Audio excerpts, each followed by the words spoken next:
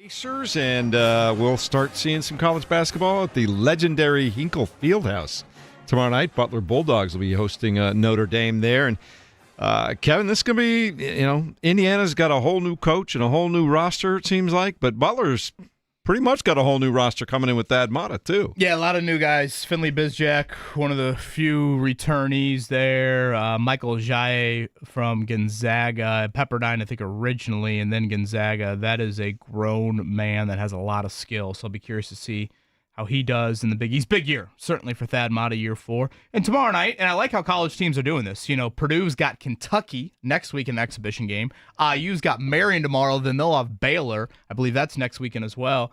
I like how it's turned into this, of like some marquee opponents. And, of course, Notre Dame, a lot of former Butler ties. Micah Shrewsbury, Brady Stevens, the son of Brad, on their roster. So I like how college basketball has kind of evolved to this as we get some of these marquee exhibition games, and they're not those like secret scrimmages behind closed doors. Well, let's find out more about this team coming up in 25-26. The head coach of the Butler Bulldogs on the line with us on the Payless Liquors hotline.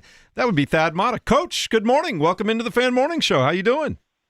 I'm doing well. Good morning, guys. Boy, you have been under construction. You've had a lot of work to do over the last several months. Tell us a little bit about what's been exciting about it for you and what you're looking forward to.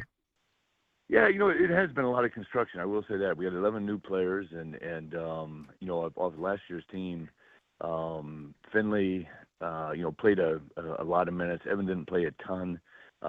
Jamie Kaiser was out, and Ethan McComb, sparingly played a little bit. So it's been a long process, but I'm pretty pleased with what we've done. I think the 11 guys that we've added.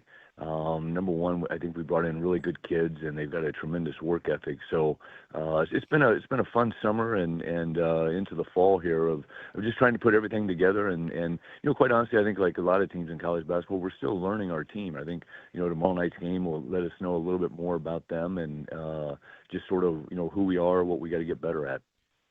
Coach, when you look at this opportunity you have tomorrow night, how big is that? Like you just alluded to, just to, I guess, set the standard or set a barometer for where you are right now and versus where you want to be, because, Notre Dame, it's an exhibition game. They're not coming there to lose. So what do you think that experience will be like as you try to get this group more integrated with each other?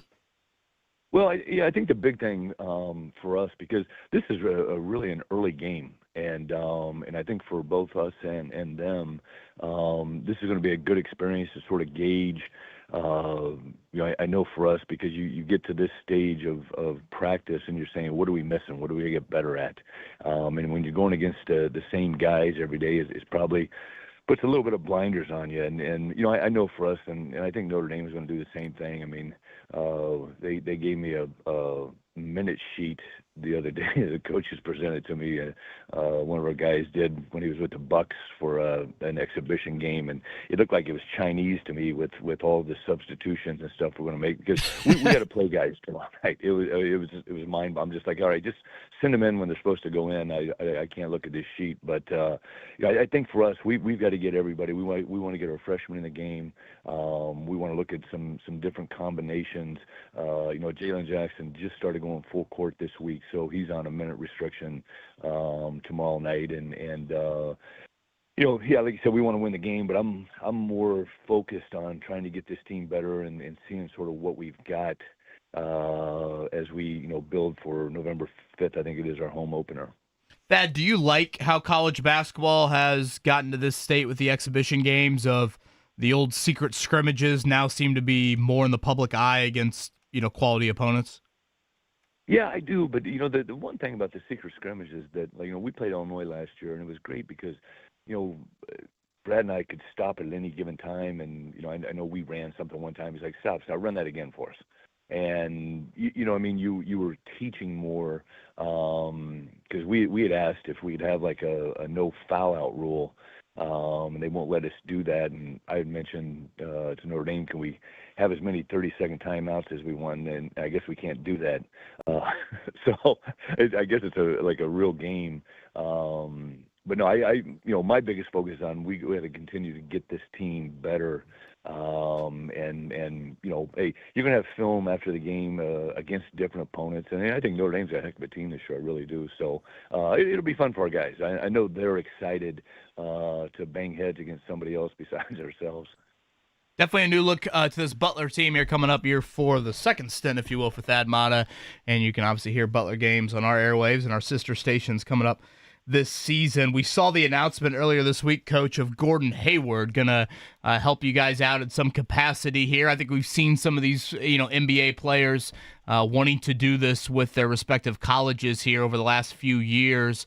What exactly will Gordon's role look like in retirement? Well, number one, I mean, what a great thing for our program to have him involved, and I mean, you think about Butler basketball, and he's definitely the poster child. And I think anytime you can get a guy like that around your program, around our players, I think it's going to be great for us. I mean, he's coming in day to practice, and just getting to know our guys and know our staff and that sort of thing. In terms of the recruiting, I think that having somebody like that can talk to a family, say, look, here's what Butler University did for me. And I think it'd be hard pressed for somebody to say, well, I think I'd take that route too. 12 years in the NBA, star 2 max contracts. It was a great situation. So, we're very, very excited to have him around, and to the extent of how much, I'm not exactly sure, but he spoke to the team last year in New York, and like I said, I'm elated to have him, involved with us, and looking forward to building a great relationship with him. He's got to be in these scrimmages, right? He's got to be. He cannot be this close removed from playing professionally and come out there and like slides. So whatever you do, Coach Thad, please make sure Gordon Hayward just reminds the youngest that, hey, back in the day, I used to do this for real. Right, no, there's no doubt about that, and I think he only played 2 years, and now as crazy as the NCAA is, they may give him 2 more years. Who knows? There you go. The world of NIL has changed a little bit, Yeah, they're just handing guys years back now. So, maybe we can get him back. I don't know. There you go. Hey, front court depth, a little bit of a problem last year. Where are you at right now as you look at this kind of newly constructed team? How are you feeling about that? I like our depth. We're really athletic at the 5 spot, and we added Kevin Enzi a couple weeks ago, and he's a little bit banged up right now. He got hit the other day in practice. I don't think he'll go tomorrow night. But with Johan and Drayton, it's a different look. I mean, they got size, they got athleticism, and both guys play extremely hard. It's kind of refreshing to see out there. Well, it's always good to talk to you, Coach. We look forward to our weekly visits with you as the season rolls along. Excited to have you back on the radio station, and excited to get out of Hinkle again and watch some college basketball, which is never a bad thing. Yeah, absolutely. I'm excited. All right, we'll talk to you soon. Thanks so much. All right, guys. Have a great day. You bet. Also, people are planning on going out there tomorrow night. They're going to debut the brand new video board, 14 feet tall, over midcourt. So that'll be kind of fun to watch, too, as Hinkle continues to get upgraded and updated a little bit, too. Always enjoy a fall night in this case, but a winter night inside of that place. Went to the St. John's game last year. That was a rocking environment there. And the Big East, 2 teams right in the top 5. I think in the preseason poll, I think it was UConn and St. John's back-to-back, if I'm not mistaken, in that poll there. So big year for Butler. Need to get back in the tournament, and we'll see how a roster that I think has got a lot more length, a lot more depth to it, and in recent years should be better to hold up defensively than they have in years past. Yeah, I think they played in the NIT 2 years ago, and then the brand new tournament last year, the brand new college basketball tournament they had last year, too. Yeah, there's a million of those postseason tournaments. They hand those out like Oprah. Yeah, well, we want to get back to the NCAA tournament this year. You get one, and you get one, and you get one. I mean, hell, they hand out NCAA tournament bids like it's Oprah. They're trying to expand it, so right. Yeah. Long time ago, I was dating a girl. We went to Chicago for a weekend, and she drugged me to an Oprah taping. Oh, there you go. So there you go. Nothing says like check that one off the list there for you, happy James. wedding anniversary to I your was gonna wife. say, like Christine, bringing up an ex. don't play this part of the show. Hey, clearly Christine was man. the one because 21 years later, here we are. You can dig yourself out of that This one. was I'm not- way before I even met her. I'm not way helping you before I out. even met her. If you want to transition to Colts or something here, by all means. Always trying to get me in trouble, Kevin. What's that? I all don't know, about? You man. brought up the ex. No, come on now. I mean, A geez. long time ago.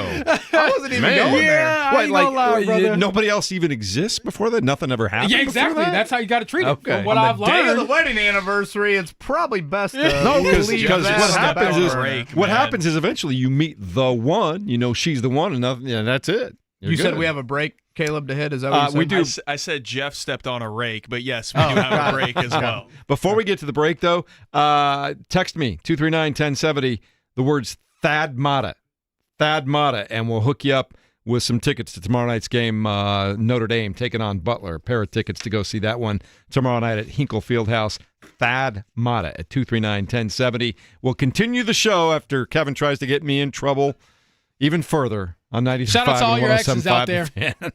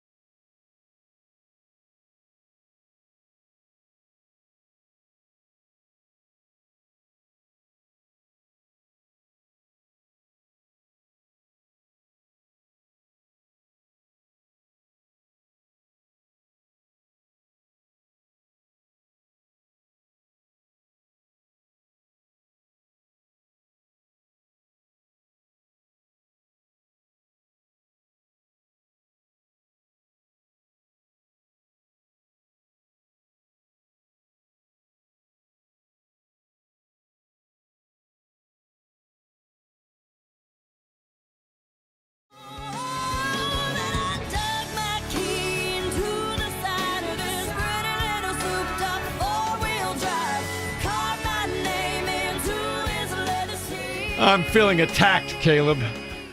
Look at that. You said fourth you gotta day, fight a joke. fourth That's why day you on the said it to job, break, and he's right? right there digging That in, right man. there is awesome. Caleb, you are one of us. Not that you weren't before, but that right there is like a rite of passage. Initiation. I'm just Well pointing done, out my friend. once again that I am married 21 years today to the most wonderful, perfect, smart, intelligent person ever. What she's doing with me, I have no idea, but I'm happy. Good time to get out of town after your comments last segment, I would say. Like I said, if he comes back with a blackout, y'all, it Comments wasn't have us. nothing to do with my wife whatsoever. Nothing to do with it whatsoever. USC Pepperdine, is that where you guys are heading? Yeah, I'm gonna go check that out. I hear beautiful campuses. Yeah. I've done games and been on campus for both places. Pacific Palisades is just like a little paradise in the middle of Los Angeles out there. And of course USC is kind of on the fringe of downtown there, and it's a great campus. It's right there next to Memorial Coliseum too. It's right there on campus. Well, just tell Grant, I'll be there Saturday. Just let him stay back with me. We'll go to the game together. I'll bring him back in one piece. I promise. Are you guys going to have any overlap? You two out there? James, you fly out what, Saturday? I'll fly out Saturday. We might see you at the airport as we're leaving. Hey, no, as you are leaving, Grant, come holler at your boy. We're going to have a great time. James, were there, I don't think the Chargers fall into the Rams boat. When you were out there for Rams Colts, was it still kind of a home atmosphere like Rams fans, or did you feel like there was some good amount of Colts fans there? I feel it was a good amount of Colts fans, but probably still leaning towards a majority being the Rams fans. It's just weird the way their stadium is kind of set up because I haven't experienced many crowds like that where you don't really show up until the game is already underway. It might be even more 50-50-ish with I believe that the Rams are still like the team that's above the Chargers out in LA when it comes to fandom. Right. So yeah, it's a unique setting, but awesome, venue. Like if you are traveling, I know a lot of Colts fans told me, hey, we saw the LA games on the schedule. We wanted to get out there and get some warm weather and catch a game. It is a good place to be because that huge jumbotron they have basically makes it so you don't have a bad view in the house. But, for the Colts purposes, they're just like, we don't care where it is. We got to go get a win. Maybe 9 o'clock hour we can play. I thought Jim Harbaugh had some really pointed words about Jim Irsay and felt the need on his own to kind of just bring up his relationship with Jim Irsay. A little emotional there for Definitely. him. Yeah. Jim Harbaugh he was asked kind of a basic question about the Colts, and he referenced Shane Steichen's time with the Chargers. Shane Steichen spent 9 years with the Chargers. No overlap with Harbaugh, of course, but and then in kind of typical Harbaugh fashion, he can tend to wander a little bit. But, I thought he shared, some emotional words about Jim Irsay. Maybe we'll play that here coming up in the 9 o'clock hour. Looking forward to seeing that. Do we have some winners of tickets to the Butler-Notre Dame game tomorrow night, Caleb? We have one, waiting on a response from another, but Greg Eakin is one of our winners. All right. Looking forward to that as we try to hook people up with. It's called an exhibition game. I thought it was very interesting to hear kind of some behind the scenes from Coach Mata about what secret scrimmages are like, where coaches can really get into the nitty gritty of coaching and teaching. Stop the game right there. Hey, can you run that again? I need to teach my kids how to respond to that and what to do. And that being a little disappointed, James, that we can't have unlimited 30-second timeouts tomorrow night. When he said that, I was like, oh, you're such a coach. But as from a viewing experience, I was thinking, I'm so glad they vetoed that. No, I don't want to go to a game. We got unlimited 30-second timeouts. If it was anything like my high school coach was, we would never get through the first quarter or first half. He stopped the play every single time we went down the court. So it should be a fun environment tomorrow night, though. You're going to be there, right, Kevin? Yeah, really looking forward to it. Obviously, my Notre Dame basketball fandom kind of speaks for itself. And again, Butler is a big year for them. And we're starting to see, again, Indiana, Baylor next weekend. I think Purdue's at Kentucky coming up next weekend. This is how the college basketball world has evolved a little bit. I still think college basketball really struggles to get into the landscape early in fans' minds, given that it's mid-football season. College football does such a great great job, I should say, of Labor Day weekend. This year we had those 3 top 10 matchups. College basketball, like Thanksgiving weekend, right? We kind of get into those like Maui and I know the Bahamas tournament's kind of lost some of its luster as well. Now it almost seems like those December Saturdays. And yes, IU fans, you could have the Saturday of all Saturdays, IU Louisville. That's December 6th. That's 2 o'clock over at Gainbridge Fieldhouse. And if indeed Indiana is in the Big Ten Championship. That would be Saturday night over there at Lucas Oil Stadium. That would be quite the Saturday for the Cream and Crimson, and our downtown bars and restaurants would be obsessed with that. Yeah, and again, you can listen to the Notre Dame Butler game tomorrow night on our sister station, 92.7 Fuego. Begins at 7 o'clock with the tip, but the airtime is 6:30, so keep an eye on that.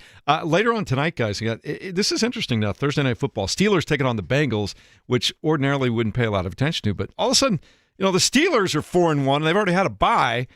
They've got a 2.5-game lead there in the North.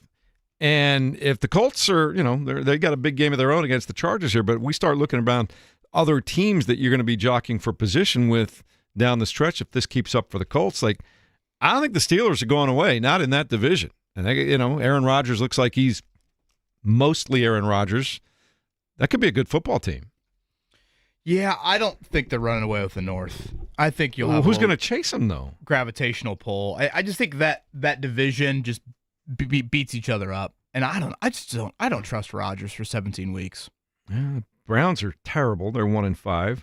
Baltimore doesn't know when they're getting their quarterback back. They're 1-5. The Bengals, if they lose tonight, if Pittsburgh wins tonight, they got a 3.5-game lead. I think basically I'll say this: I think the Colts have a better chance to have staying power than the Steelers.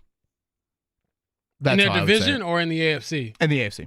Yeah, because I might be on Team Jeff when it comes to no that AFC division. They're the only two teams with one loss right now. Yeah, the Colts and the Steelers, and they do face off here in a couple weeks. But I don't know, and I'm probably making too much of Rodgers against the Colts last year. I thought he looked so bad in that game. But how much of it though is he's now another year removed from that major injury too? That's probably. He also was a New York Jet, and I told you the Jets are just not good anywhere on earth. No, you guys. What's that mean? You guys are probably right. What's that mean for Justin Fields now? Is he just a bad quarterback, or just end up in a bad situation again, or both? I was gonna say, have they won a game? They've won as many games as me and you, Jeff. Bad football team, bad quarterback, whatever you want to say. They're just bad. They are certainly struggling. So yeah, I think this is the next 3-4 weeks. This is the middle of the season where you really start to put yourself in position for what lies ahead in the second half of the season. And it's great that the Colts are 5-1, and I'm excited about it. It's been fun to watch them rack up points against everybody. But as we've been talking about, starting this week, the schedule starts to change a little bit. To change. You got the Chargers, and then got all these divisional games coming up towards the end. You still got to play games against San Francisco and Seattle, not in order here, just off the top of my head, but we talked about the Chiefs and the Steelers, so it's going to be go time pretty quickly for this Colts team. And maybe all these injuries happening right now, maybe they get healthy and ready to go at just the right time for all this stuff too. We'll see. I think this wide receiver room is going to look very interesting this weekend. All right, coming up in a minute, I will leave you into the capable hands of James Boyd, Kevin Bowen, and of course Caleb, just digging in on me today. Appreciate that. But I am off for the next hour and tomorrow as well. I'll be back on Monday. We'll talk about the Colts then. But you guys got lots to do, including Scott Agnes talking about the Pacers coming up next as we continue at 93.5 and 107.5 The Fan. Thank you, sir. Don't come back with a limp.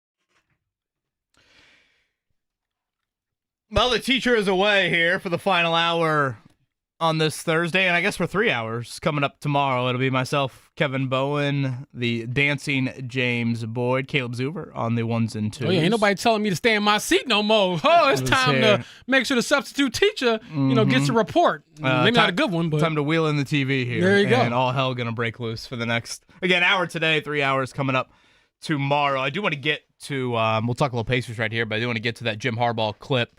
I thought some really candid comments on what Jim Irsay meant to him. He shared that yesterday in his press conference. We'll play that upcoming here in a bit, but let's head to the Payless Slickers hotline. We appreciate his flexibility on this Thursday morning as the Pacers have one more preseason game coming up tomorrow night, and I guess, honestly, Pacer fans probably will have a little bit of watching tonight as long as they have a Netflix subscription or have the right password, frankly, when it comes to that. Scott Agnes from Fieldhouse Files joins us. Scott, good morning to you. Good morning, guys. Nice of you to bring in maybe the gym teacher. I don't know what I would be. Yeah. Everybody's favorite right there is definitely the gym teacher. So, yeah, thank you. Mr. Will, shout out to my gym teacher back growing up. Scott Agnes with us here. I think one of your latest is on that Netflix series that will debut tonight. Again, the starting five. I think we've seen some snippets of it, Scott.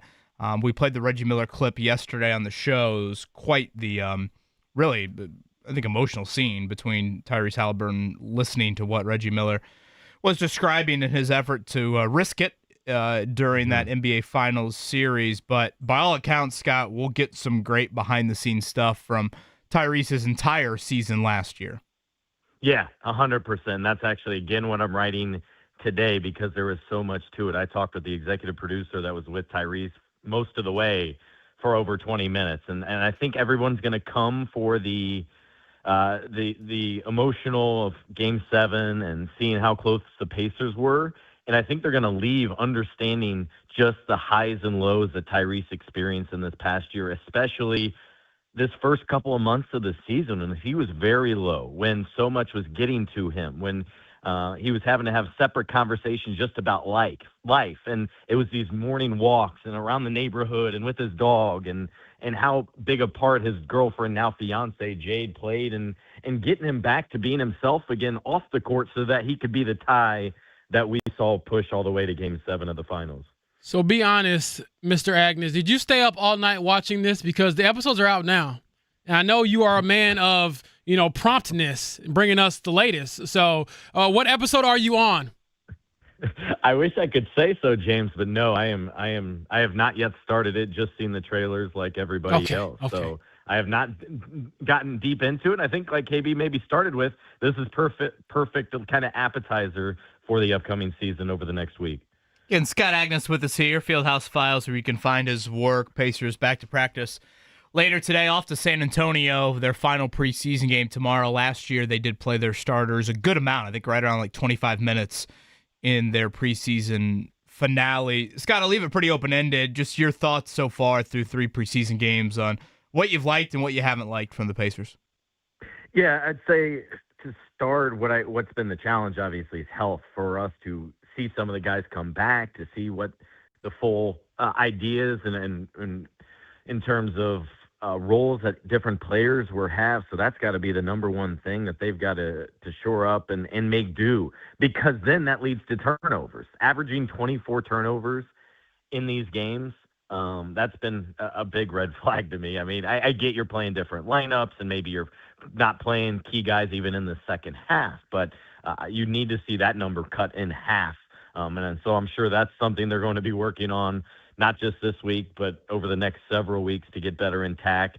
And then the big concern at center is still there. I mean, one, you have 2 guys still coming off an Achilles injury, so it's asking a lot of them right now to play a full workload. And then 2, none of them really were with this group last year, so it's integrating them, not even just reintegrating them into the lineup.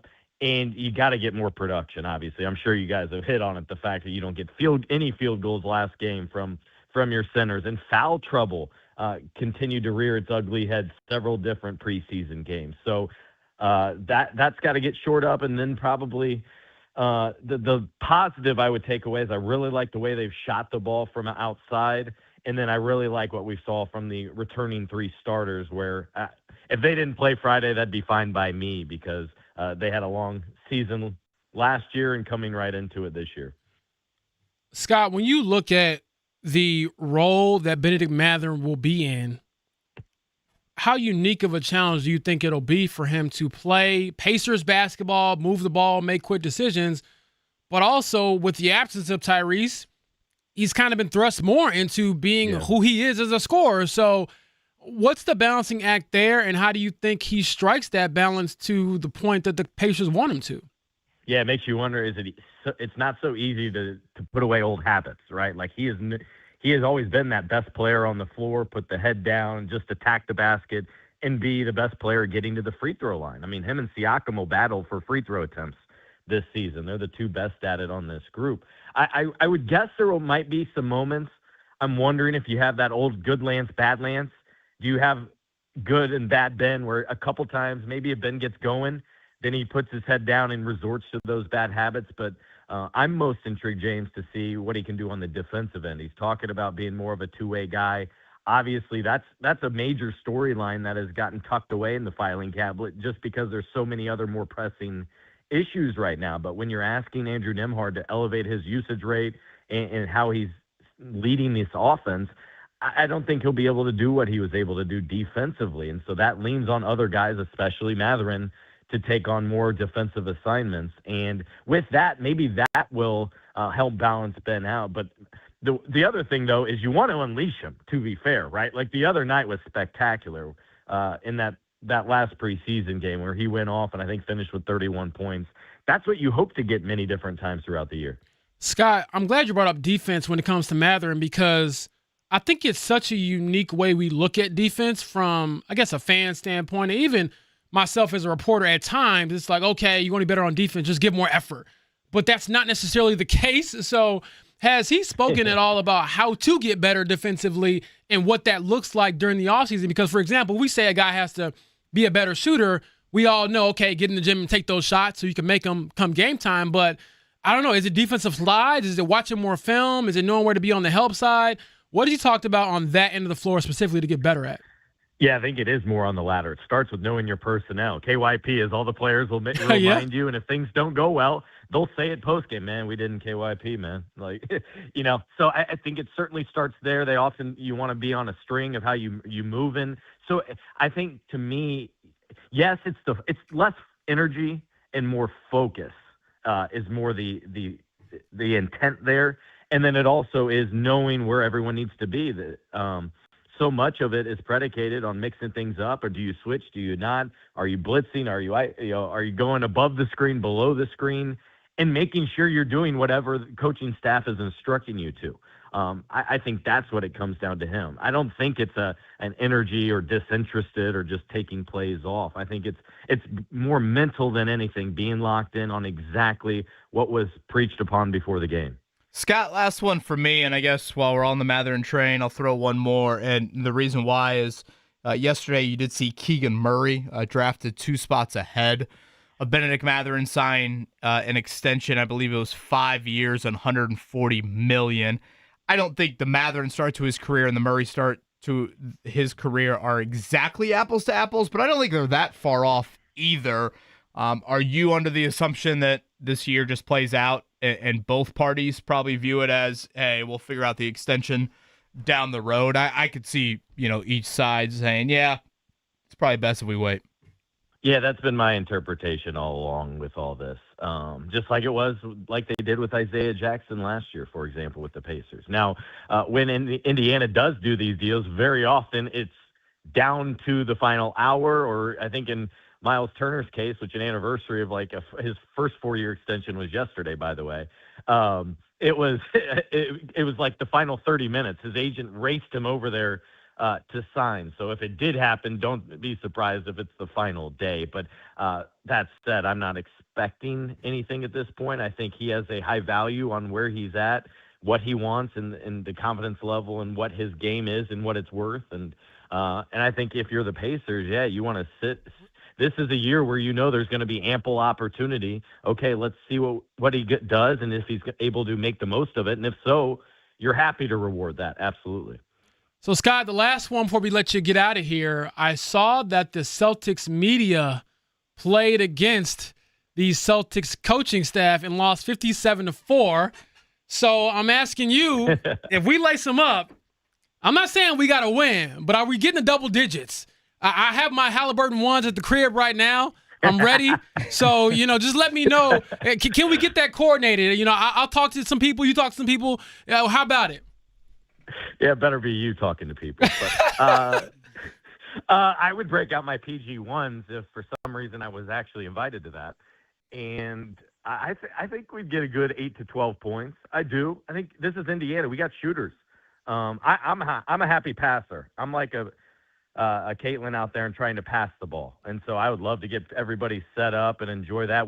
Remember we played the media game at Hinkle, which was awesome during the NBA Finals. But it was cool going back. I think KB, you were there during our senior year. I want to say at IU. Yep. JD Campbell and the PR staff invited us there, and that was just a fun day. They set us up in the locker room, gave us some gear, and gave us an opportunity to see what it was like, while also the players saw us in a different environment, the ones that were always writing and reporting about them. So it was a fun and unique experience, but I do think we'd be able to get more than 4 points. Yeah, I never thought I'd be coached by Jim Cruz in my life, but I was for a day back there in 2012. Again, tonight you've got that Starting Five documentary on Netflix.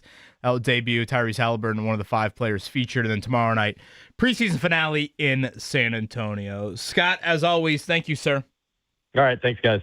Scott Agnes, Fieldhouse Files. I'm picturing like Dustin DePirac, like cutting back door. You think we'd be able to get a bucket off that? He's dunking that. You ain't see my boy Dustin lace him up. Can we get Jim Boylan falling asleep on defense? All maybe? I'm saying is I got the Halliburton ones, and the way Johnny Furphy's dunking in those things, I might have an extra boost in the vertical. Happy 26th birthday. Speaking of extensions, Aaron Nesmith.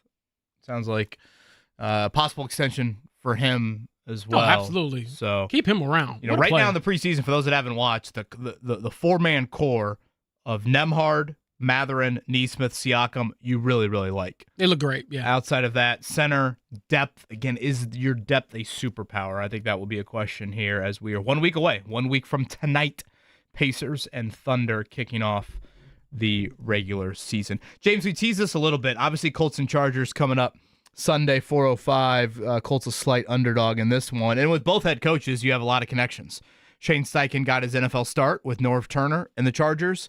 Shane spent 9 years with the Chargers ascending. He was actually the OC for Justin Herbert's rookie season. And if I remember correctly, I believe that was the initial, they started Tyrod Taylor, the freak giving him that shot before a game, and malfunction's the word coming in my head. That's probably not the right term. Yeah. But something went wrong, and all of a sudden they needed to start Herbert, and the rest is history. Herbert threw for the most touchdowns, I believe, of any rookie.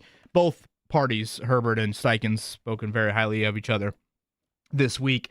And then, of course, Jim Harbaugh's connection, probably to our audience, speaks for itself. A Colt here from 94 to 97. Let's play this clip, Caleb. This was Jim Harbaugh yesterday, and just to kind of set it up, he was asked a very general question about the Colts, the 2025 Colts, and as he made his way through the answer, he wanted to make sure he gave proper acknowledgement to Jim Irsay. And also, I can't talk about the Colts without talking about Mr. Irsay. Passed away earlier this year, but a guy's guy. Love for the team, just people in general. Always wanting to affect your day in a positive way, and probably not a more philanthropic family. Be tough to name one. And the family's done a great job with the team. But fond memories, like he'd get in the weight room with you. He was strong. He was a power lifter, but he also could, love the music and play the guitar, and just always, welcome people around, and was always doing. It's like an attitude of just doing anything and everything for those that were on his team or his friends or his family. Really be missed. He was one of my favorite people I've ever been associated with in football. Good on Jim Harbaugh for that. Enjoyed listening to him yesterday chat about that, and I think, honestly, I could just listen to Harbaugh. I feel like he's got one of the more interesting, speech patterns. I was listening to the post-game locker room, a celebration after the game, and I guess after each win, they all give high fives to each other, and he's like literally being like, "All right, time to high five," and literally like everyone in the locker room's high fiving each other. Yeah, he's like a caricature. He literally is. He's so entertaining. Captain Comeback, baby. He's so entertaining. So Colts Chargers coming up Saturday or Sunday. You definitely think that Javarius Ward loss is bigger than Josh Downs, right? Assuming neither play. Yes, I do think that is a bigger loss because, as we've seen, that wide receiver room for the Colts has depth in it. So a lot of talent, and I think you can supplement some of the loss of the wide receiver with Tyler Warren. Even he could play in the slot, but when you look at cornerback, it's just not that simple. If Ward is not in there, Jonathan Edwards is the guy, again, for the second straight week. I did talk to him yesterday. I'll have something on that in my story upcoming very soon, but he was very candid about his play and how not so great it was against the Cardinals. Yeah, so just to update everybody injury report-wise for the Colts from yesterday, again, Javarius Ward still in concussion protocol. Kenny Moore was limited, so we'll see if 3 days of practice is enough. He has missed the last 3 games, so with the Achilles injury, is that enough? That would obviously help out big time. But we mentioned Josh Downs. Sounds like he developed some concussion-like symptoms after the game on Monday, and now he is in protocol, so he missed yesterday. Last year, they really did a lot of A.D. Mitchell in the slot when he was out. Now, obviously, you have Tyler Warren, to your point, James. I'd be curious if Ashton Doolin's healthy. He did miss yesterday with a chest injury. If he could get a little bit of look there. I don't know if they're ready for Anthony Gould to be the guy. If they really want to go deep in the weeds, they do have Coleman Owen on the practice squad. So we'll see how that plays out. For the Chargers, they still are down. It looks like their top 3 offensive tackles. So, when you're playing a great head coach, a great quarterback, and a defense that there are some nice elements to their defense. They aren't very good stopping the run, though. That, to me, is what you circle. Limiting Justin Herbert and that wide receiver core, given your cornerback depth, looks bad on paper. But how much can you just get to Herbert and get to him, in a very frequent manner? Because your D-line should be absolutely foaming at the mouth in what this looks like. Caleb, if these boys don't feast against this banged-up offensive line, we have issues. I think that's the story. You guys have laid it out perfectly over the last couple of days. And I think, Kevin, you said it earlier in the week. You said if there was any week to figure it out and get the most investment out of that offensive line, it has to be this week. And I understand Herbert's tough to bring down too. We saw that in the Miami game. But sure. I think, especially with, your corners kind of banged up, like the pass rush has to be a vital part of this game. I think it's the story of the game. Absolutely. I mean, talking to Latu in the locker room yesterday, and this is no disrespect to him, every player reacts to media differently, and it has no bearing on how they perform. But talking to him about the lack of pressure, not lack of pressure, but lack of success they've had up front, despite having the 16 sacks and being 7th in the league. Like Kevin said, you got to watch some of these games to see how they feel. Do you feel like you're getting there when it comes to disrupting the opposing quarterback? And that just hasn't been the case. I mean, you look at Jacoby Brissett, he threw for over 300 yards for the first time in years. Almost led his team on a fourth quarter game-winning touchdown drive. He was 9 yards away from us looking at everybody and saying, what the heck is going on with the defense? And so, to your point, Caleb, I'm definitely going to hit on that in the story that I have coming at The Athletic, because I do think it's not a mirage what the Colts have done, because being 5-1, you get there however you can. But I do wonder if it's kind of a mirage with the defense, where it's like, is it sustainable? Especially when you go up against better talent, because the best quarterback you faced this season was obviously Matthew Stafford. Took a loss there. Now, granted, you have self-inflicted wounds, but then you look at Justin Herbert. He's another guy I look in that upper echelon where if Jacoby Brissett put 400 yards on you as an offense, what is Justin Herbert going to do? So you cannot allow that guy to feel comfortable at all. The only team in the league with 3 wideouts over 300 yards, the Chargers. Quentin Johnston, one of those guys, did get back to practice yesterday. Yes. So, again, that could test your secondary, which means your pass rush needs to help alleviate some of that stress. All right, 10 minutes from now, Jason Hammer. It's Thursday. That means he'll talk Thursday night football. What are we looking at from a betting standpoint tonight? Another one of those divisional games. Bengals and Steelers. And if I'm not mistaken, Mike Tomlin's record is weirdly very bad on Thursday night football. So we'll hit that with Hammer coming up in 10. Let's go ahead and check it down.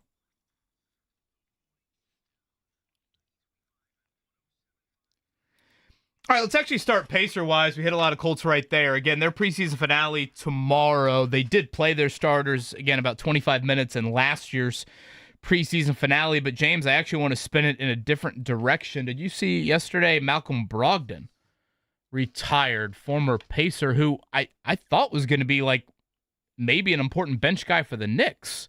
He decided to hang it up at, how old is he, 32-ish, 33-ish? I'm looking it up right now. He is 32. Played 9 seasons in the NBA. Had a great career for a second-round pick. Won Rookie of the Year. Was he Sixth Man of the Year with the Boston Celtics a couple years ago. And had his best year as far as just stats go with the Pacers. I believe when I covered him, I think he averaged 21, 6, and I want to say 5 or something like that. So he had a really solid career. And I'm not surprised, though, that he is walking away relatively early because he always struck me as somebody who had interests outside of basketball. I know he's very big when it comes to social justice and things of that nature. His family has a history in that world, and so I look forward to whatever his next chapter is. This probably says more about me than it does Malcolm Brogdon. I weirdly didn't love watching him play. He had a herky-jerky, weird game. I don't think it was the most aesthetically pleasing style of play, but it was effective, and the guy could hoop. So, and his shot, his form, it was also kind of unique. A great career for 50, 40, 90 guy, I believe. For second-round pick. You are spot on with that. Speaking of basketball, exhibition slates underway. The Darren DeVries era coming up tomorrow. That is IU and Marion, Butler and Notre Dame. Again, that'll be over on 92.7 for us. A lot of connections there for Notre Dame coming back to Butler with Micah Shrewsbury and Brad Stevens' son and Brady Stevens. So that's 7 o'clock up there at Hinkle tomorrow.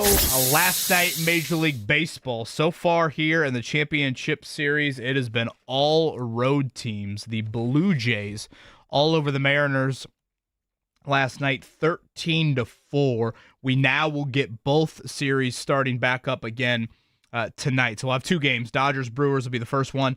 Blue Jays and Mariners to follow. That is Max Scherzer and Luis Castillo in that game 4. But again, so far, all the road teams have won. We'll see if that continues. Brewers out in L.A. for that one. James Boyd, are you going to venture to a L.A. Dodgers game while you're out there? No, I've heard that it's actually kind of a logistical nightmare to get anywhere when it comes to L.A. sports. So I'm like, I'll just deal with that when I have to get paid to go to the game. Speaking of events tonight, how about the Monon Spike match over at Gamebridge Fieldhouse? Sports Court putting this on. That's IU and Purdue. Big Ten volleyball, for those that are unfamiliar, is whatever, SEC When you say football. spike match, I'm like, are we getting pitchforks out? Like, what's going on here? Are these gladiators? Well, I don't know. The intensity level with Indiana Purdue could be at that mark. Now, this is volleyball. Purdue's program has had great history, especially here recently. Indiana, one of their best seasons in quite some time. So I believe two ranked opponents here coming up tonight over at Gamebridge Fieldhouse. So that should be a good crowd over there. The only other thing I was going to mention, again, that starting 5 from Netflix, Tyrese Halliburton, one of the 5 players mentioned, that will debut on Netflix today. It's 8 episodes, I believe around 45 minutes each for those episodes, so you can watch that. And, of course, college football this weekend. If you are a local watcher of Purdue, Indiana, Notre Dame, it's in that order, if you would like, on Saturday. Purdue and Northwestern at noon. Vegas actually weirdly likes Purdue in this one. They're only a 3.5-point underdog. And that is after Northwestern beat Penn State last week. IU is on Peacock. This is homecoming. Michigan State, I guess, has a slew of issues with their head coach and their quarterback situation right now. Indiana's a nearly a 4-touchdown favorite. An elimination game in South Bend for Notre Dame. They have positioned themselves nicely after the 0-2 start, but this is the one they have to have. It is the USC Trojans making the trek to South Bend. Notre Dame just north of a touchdown favorite in this one. So quite a big one there. Where is game day? Do we know this weekend? I do not know. It's got to be some SEC. Georgia, Ole Miss. Does that sound right? I think that's right. I think they're in Athens. Let me look up here the top 25 matchups here. LSU Vandy. Boy, Vandy's ranked 17th. Tennessee Bama. Honestly, that does feel like the Twilight Zone because, again, Vanderbilt was horrible a few years ago, and IU obviously was not top 3 in the country. So as much as you talk about those fortunes changing down in Bloomington, I mean, Vanderbilt has to be feeling, if you're a student or alum, you got to be feeling great. Ole Miss at Georgia. That's what you're thinking, Caleb? I just looked it up and confirmed that they're in Athens. That's where they're at. Ooh, kind of a sneaky one tomorrow. Louisville, Miami. Louisville off to a 4-1 start, so get a little Friday night football with that one. All right, on the other side, let's see where we're at tonight from a betting standpoint. Jason Hammer going to join us. It is Steelers. It is Bengals. We'll talk Thursday night football and the other lines for the weekend here. Upcoming. Kevin Boa, James Boyd here, 93.5, 107.5, The Fan.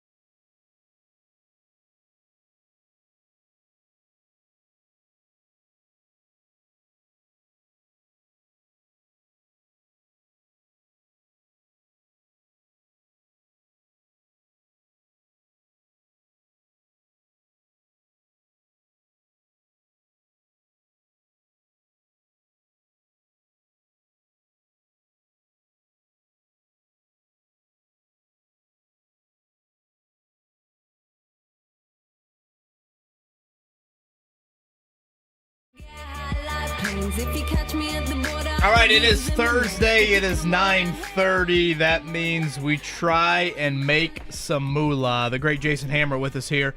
Over from WIBC Degenerates Next Door, where you can find gambling advice. I always think of Kids Next Door, the show that I watched growing up. Degenerates Next Door sounds like the X-rated version.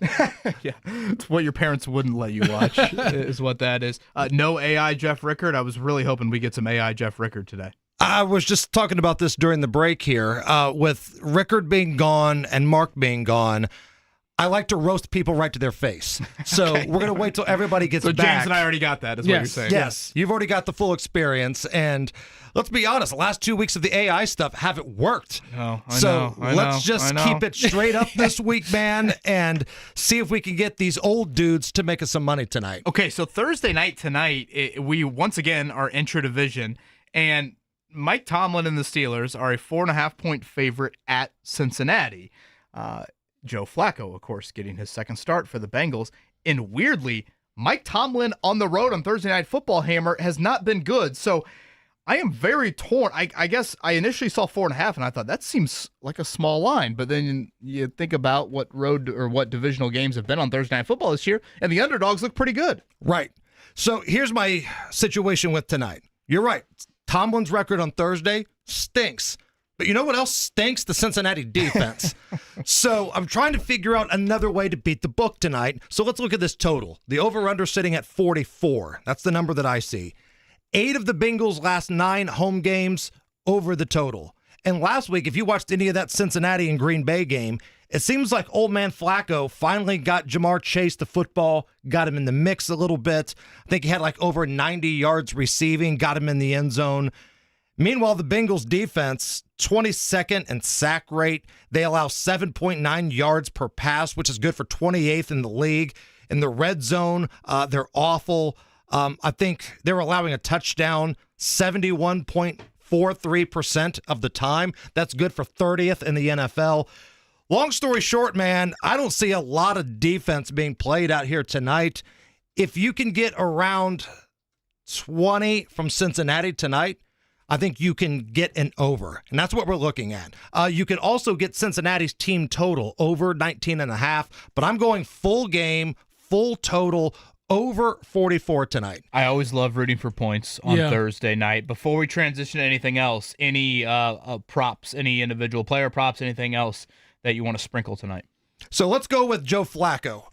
Over 36.5 attempts. Ooh, this is going to be the old man at the bachelor party theory. Now, follow me on this one. Okay. When you're at a bachelor party, right? I love the start to this. When you're at a bachelor party and you're with your buddies and it's your, frat bros and maybe people you went to high school with, okay, fine. They're ready to have a good time. But the person that's getting loose the most is the old guy there. Sure, because that's his night out.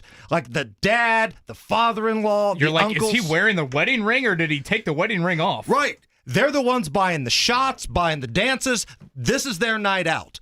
And this brings us to Joe Flacco tonight. Aaron Rodgers is old, but he gets on TV all the time. Flacco probably didn't think, one, he'd be in the league this year, and two, starting on national television. So this is the old man at the bachelor party theory tonight. He's going to sling it around the yard. 36.5 attempts. What are the Bengals going to do? Run the football tonight? No, they're going to throw it. If they have any chance at all to perform at home on TV, the old man's going to check down and throw that thing around the yard. So we're going with Flacco over 36.5. And on the other side, just because we always like to have something to watch when it's on screen, with the Steelers, DK Metcalf, we're going to go over his total tonight. I'm seeing 66.5 in spots here. Over 66.5. Again, Bengals defense stinks. 29th in dropback success. Aaron Rodgers is going to have time. And they're dealing with some injuries. I think Austin's still out and banged up for them. So if it's not going to be a running back or multiple tight ends catching the ball, where's it going to go? I think it's going to go to DK Metcalf, and we're going to go over that total as well. The old Bengay game, we should call this, with these two relics of quarterbacks. Hey, and maybe this is going to be good. Like when you guys were younger, I don't know how much ball you guys play in the park these days, but when I was growing up, we used to play ball at the park in Beech Grove, right? And courts would be running all day. And you could have a group of young cats that were pretty good, But you get a group of motivated old dudes out there, you're not getting them off you're the right. court. No. You're not getting the old dudes Right. off the court. Yeah, they're backdooring you. Right. They're throwing They're hook setting shots. screens. Yeah. exactly. They're Right. running motion offense. Did is he just true. hit another 15-footer from the baseline? No, I this is swear he true. did. No, I had a guy my dad used to play with. He used to take me out there when I was a kid growing up, play with him and his buddies to get tougher, I guess.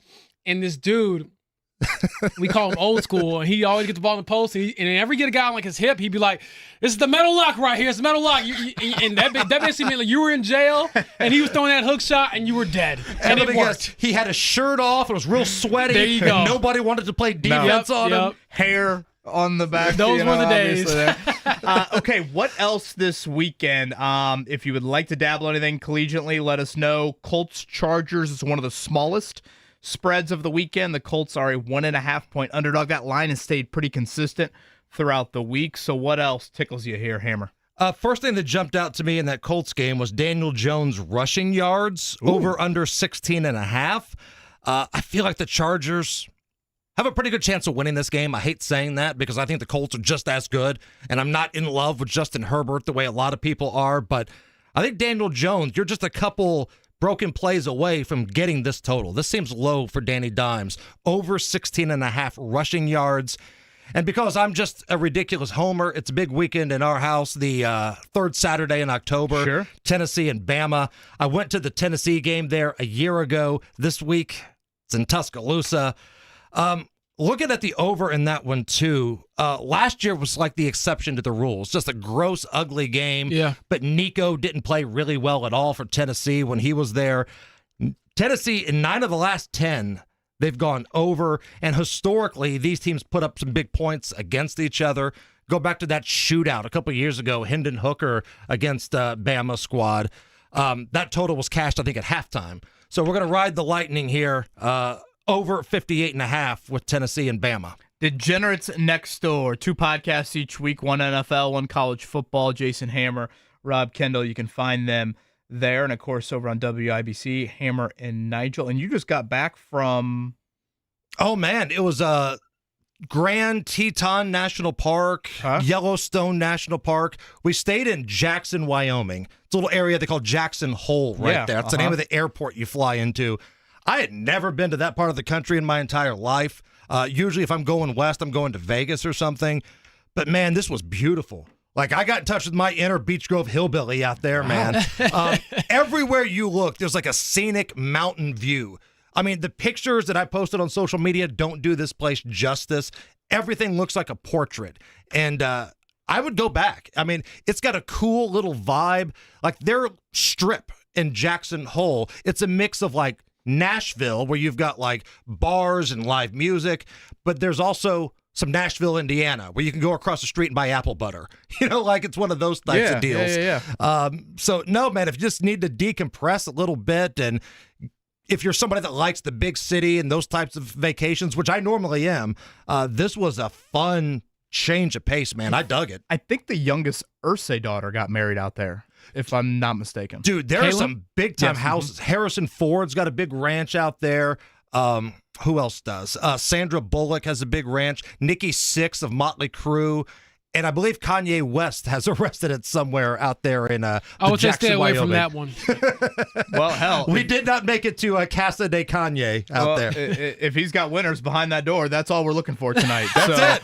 That's it. We'll knock on the door. We do have a question about one of the bets you threw out there, and a listener, Aaron, through the text line is saying, do sack yards go against your rush total? Is you talking about Daniel Jones when it comes to his rush yards on Sunday? No, but kneel downs do.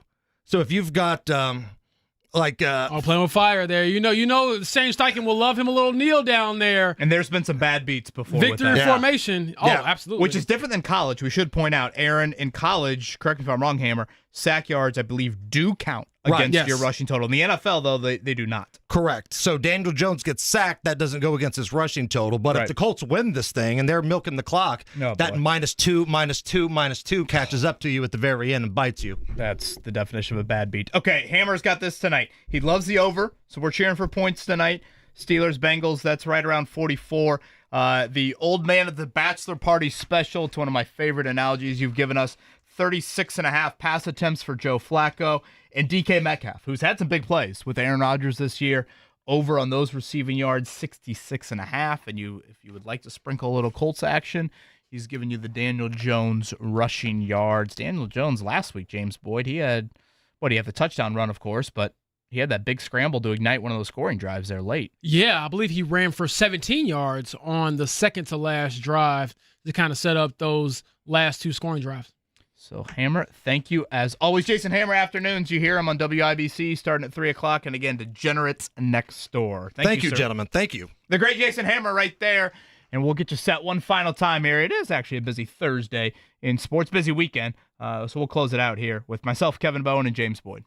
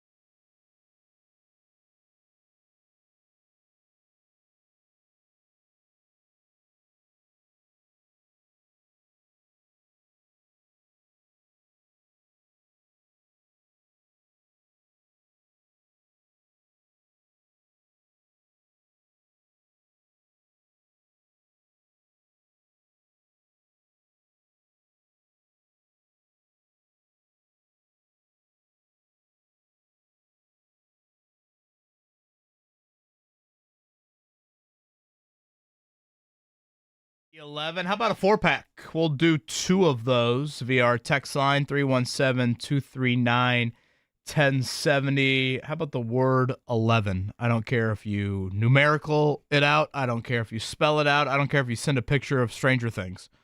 11 in the text line there, 317-239-1070. Saturday night, Indy 11.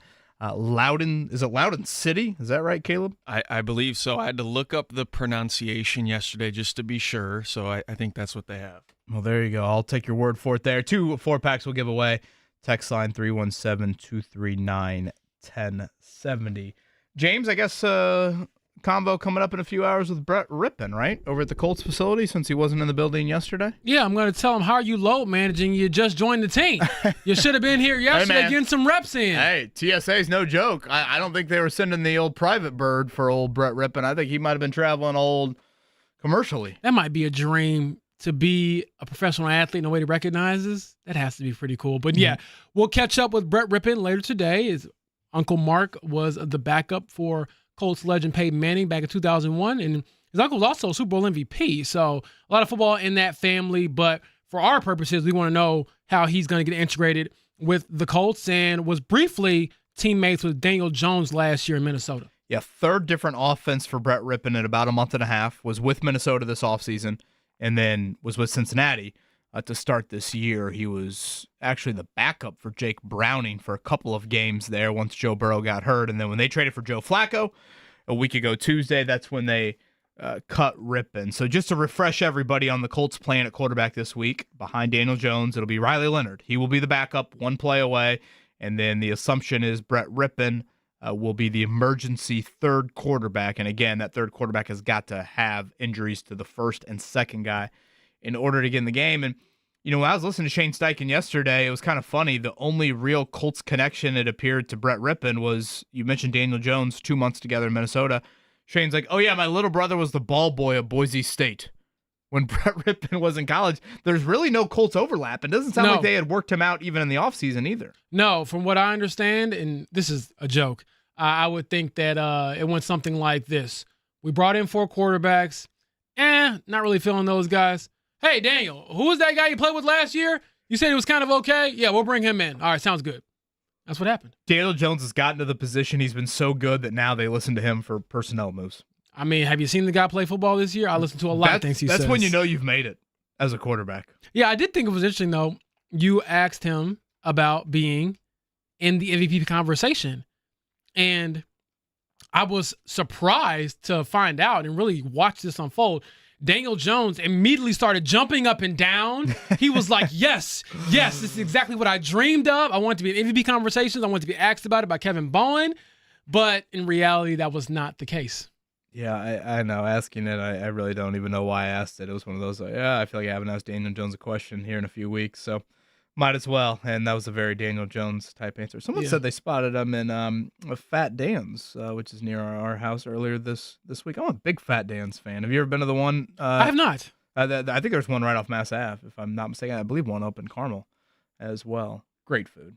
I could totally see Daniel Jones just walking into a deli and chilling with the people. Yeah, I mean, it's more, deli is, one way to put it. I think more like Chicago dog style, little, kind of greasy food. Yeah, nice little sports bar atmosphere.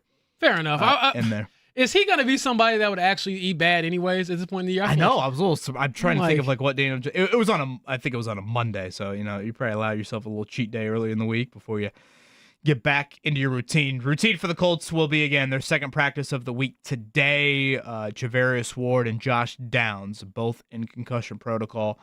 So those will be the 2 definite names to keep an eye on here as the Colts get back to practice. Thursday night, will you boys Thursday night football it up, or will you give the old Starting 5 Netflix documentary Tyrese Halliburton a visit? So usually by Thursday afternoon, I'm done writing for the week. So that means I'll probably watch Starting 5 until the Thursday night game comes on. And then if I look a little sleepy-eyed tomorrow, it's probably because I'll burn through the whole thing. I hate spoilers. I gotta say, man, like this Thursday night matchup, it just does nothing for me. Oh, really? I think it does something for me. Really? Flacco's at least entertaining. I say that every week, Caleb, and then I watch it because I'm a degenerate. That's the thing, is I'll end up tuning in, and it's how the NFL is what it is, because it'll all get us eventually. Yeah. And I've stopped lying to myself about that. I say every week, I'm not watching that game, and it's on. Yeah, I mean, Giants-Eagles last week turned out to be a game no one really saw coming in terms of the result on that. And the Colts do play the Steelers here upcoming in a few weeks. So, it's always nice when, there's a game slotted away from the Colts I can watch a Colts opponent. So, yeah, I'll probably dabble in a little bit of both. Shout out to everybody going out to Gamebridge Fieldhouse. Again, that Monon Spike match tonight. That is Bring your Purdue spikes. And IU volleyball. Save those for the parking lot. Purdue and IU in that one. That is a top 25 matchup. And again, the Pacers preseason finale coming up tomorrow in San Antonio. We'll see how much their starters play. Pacers back to practice today. It'll be us three once again tomorrow. That was myself, Kevin Bowen, James Boyd, Caleb Zuver. Thank you to Ralph Russo. If you missed that earlier, national college football writer for The Athletic. I thought he had some interesting comments. I don't know if IU fans will love to hear that he has them slotted 5th in the nation right now, but that's his vote, not mine. That is, to be it's clear, not a pairing with The Athletic. No. To be very clear, that is his vote. Right now, I think you can make a case for Indiana being, frankly, higher than that, and maybe even 1 or 2. Although I did see Alabama's beaten 3 straight ranked opponents, so those SEC resumes are getting a little bit of a boost. Tomorrow will be a football Friday, and we start to shift into basketball season as well. So a ton to get to for us three coming up tomorrow on the show. Jake's got you noon to 3, John 3 to 6. Everybody have a great Thursday. Thank you for listening to The Fan. 93.5, 107.5, The Fan.